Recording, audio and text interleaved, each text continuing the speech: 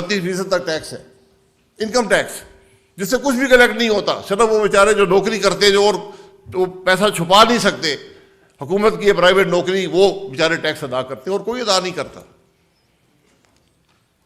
آپ پارلیمان سے نکلتے ہیں، کروڑوں کی گاڑی میں بیٹھتے ہیں، اربوں کے گھر میں رہتے ہیں، کروڑوں کا مہینے کا خرچہ ہے، پیسہ کہاں سے آیا؟ یہ کرپشن تو وہیں آپ کو مل جائے گی نا۔ اور صرف یہ بات میں پارلیمان تک محدود نہیں کرتا، آپ اور لوگوں کو سڑک پہ کھڑے ہو جائیں، گاڑیاں کہاں سے آئی ہیں؟ کیا یہ لوگ ٹیکس ادا کرتے؟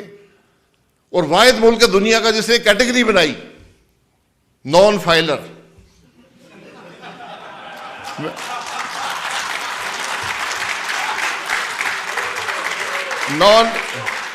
نان فائلر کیٹیگری ہے، وہ آدمی کہتا ہے یار میں آپ کا قانون نہیں مانتا ہوں، میں بالکل آپ کے قانون پہ کوئی یقین ہی نہیں رکھتا ہوں، نہیں دوں گا ٹیکس، جو مرضی کر لو۔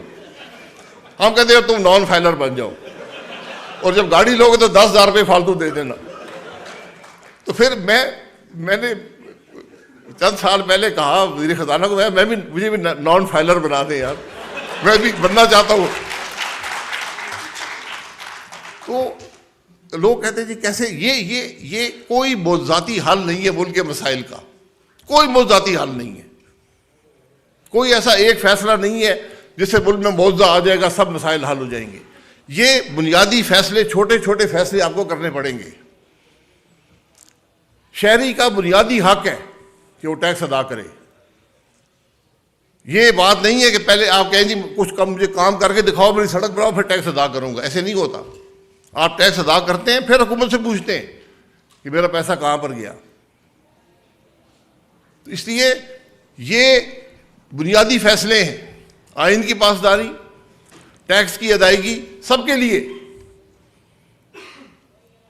یہ چیزیں جب تک ہم نہیں کریں گے، یہ ایسے فیصلے ہیں، اور ہم سب کو اب سوچنا پڑے گا۔ آپ یقین کریں، ایک واٹر پالیسی بنی اس ملک کے اندر، آپ وہ پڑھ لیں، اس کے اندر ڈیم نام کا لفظ نہیں ہے، ہم اس میں ڈیم کا لفظ نہیں لکھ سکے۔ یہ جو ملک پانی کی شارٹیج فیس کر رہا ہو وہ ڈیم نہیں بنا سکتا۔ پیسے کہاں پر آپ ذخیرہ کریں گے پانی کو؟ جب پانی کی شارٹیج ہوگی پھر سب بیٹھے ہوں گے جی ہم تو ڈیم نہیں بنائے تھے، بڑا ظلم ہو گیا ملک کے ساتھ، اور کل ہوگی شارٹیج۔ دوسرے ملک کے لوگ ہنستے ہیں کہ ایک ملک کو شارٹیج نظر آ رہی ہے اور وہ ملک تازہ پانی سمندر میں پھینک رہا ہے، اس کو ذخیرہ بنانے کی کوئی سوچ نہیں ہے۔ یہ باتیں جب تک پبلک ڈسکورس کا حصہ نہیں بنے گی، خرابیاں ایک دن میں نہیں آتی، یہ اکٹھی ہوتی رہتی ہیں اور ایک دن انتہا کو پہنچتی ہیں۔ یا آپ کے سامنے آپ نے سوشل پیرامیٹرز بھی دیکھے، آپ نے اکنامک پیرامیٹرز بھی دیکھے، آپ نے پروڈکشن کے پیرامیٹرز بھی دیکھے، سب میں زوال آیا ہے۔ ہمارے پاس کوئی سکسیس سٹوری پاکستان میں نہیں ہے، یہ بد نصیبی ہے۔ 23 کروڑ کا ملک ہے، مجھے کوئی سکسیس سٹوری بتا دیں۔ ہم حبیب یونیورسٹی میں کھڑے، ایسی ہزاروں یونیورسٹیاں پاکستان میں ہونی چاہیے تھیں، کیوں نہیں ہے؟ ایسے ادارے بہت سے ہونے چاہیے تھے، لیکن نہیں ہے۔ کیا ہم نے وسائل کا صحیح استعمال کیا؟ کیا ہم نے وسائل کو صحیح جگہ پر لگایا؟ یہ سب ذمہ داریاں ہم سب جو اقتدار میں نہیں ان کی ہیں۔ اس سے زیادہ مجھے تشویش اس بات کی ہے کہ آج احساس نہیں ہے، آج کسی کو احساس نہیں کہ ہمارا ملک کہاں پر کھڑا ہے۔ سرداری صاحب کی کابینہ بزنس ایز یوزول کام کرتی ہے، جس ملک کے یہ حالات ہو کابینہ 24 گھنٹے کام کرے، کوئی حل تلاش کرنے کی کوشش کرے، مسائل کی بات کرے۔ اس طرح ملک کے معاملات تو اب نہیں چل سکتے۔ تو میرا جو دعویٰ ہے یا تجربہ ہے، میں پورے دعوے سے کہہ سکتا ہوں کہ آج سیاسی نظام میں صلاحیت نہیں ہے اس ملک کے معاملات کو حل کرنے کی۔ سب سے بڑی خوفناک بات یہ ہے کہ جو کچھ اس کے ساتھ ہوا، اس نظام کے ساتھ ہوا، اس نظام نے ان حرکتوں نے، ان باتوں نے یہ صلاحیت ختم کر دی ہے ہمارے سیاسی نظام میں ملک کے چیلنجز کو فیس کرنے کی۔ ہم آسان حل ڈھونڈتے ہیں، فیصلہ نہ کرو. سب سے آسان حل ہمارے پاس یہ ہے، فیصلہ نہ کرو، بس بیٹھے رہو، اگلی حکومت دیکھ لے گی. اس کی آپٹکس بڑے خراب ہیں. جو حکومتیں آپٹکس دیکھتی ہیں، جو ملک آپٹکس دیکھ کر فیصلہ کرتے ہیں، وہ ترقی نہیں کر سکتے. کیونکہ ترقی جو دیتے ہیں ہمیشہ مشکل فیصلے کرتے ہیں. مشکل فیصلے سے ترقی آتی ہے. آسان فیصلہ تو ہر ایک کر لیتا ہے، اس کے اثرات بڑے کم ہوتے ہیں. تو آج جو مصطفیٰ صاحب کہتے ہیں کہ سیاست دیوالیہ ہو چکی ہے، اس کا کوئی حل ہے؟ اس کا حل ڈھونڈنا پڑے گا. آپ کے مسائل اتنے پیچیدہ ہیں. اور میں نے پہلے کہا سب سے بڑی بات جو انڈیکیٹر ہے کہ آج نوجوان باہر کا رخ کر رہے ہیں. ابھی مصطفیٰ صاحب نے ایک بچی کا ذکر کیا. پچھلے ہفتے لیبیا کے پاس ایک کشتی ڈوبی، 6 لڑکے میرے حلقے کے تھے، 2 وفات پا گئے. یہ حالات ہے کہ نوجوان آج ملک چھوڑنے کے راستے ڈھونڈتا ہے. یہ ہمارا سرمایہ ہے. آج کیا اس ملک کے سیاستدانوں کو پرواہ ہے کہ ہم ان کو کوئی مستقبل دے سکیں، ان سے ڈائلاگ کریٹ کر سکیں؟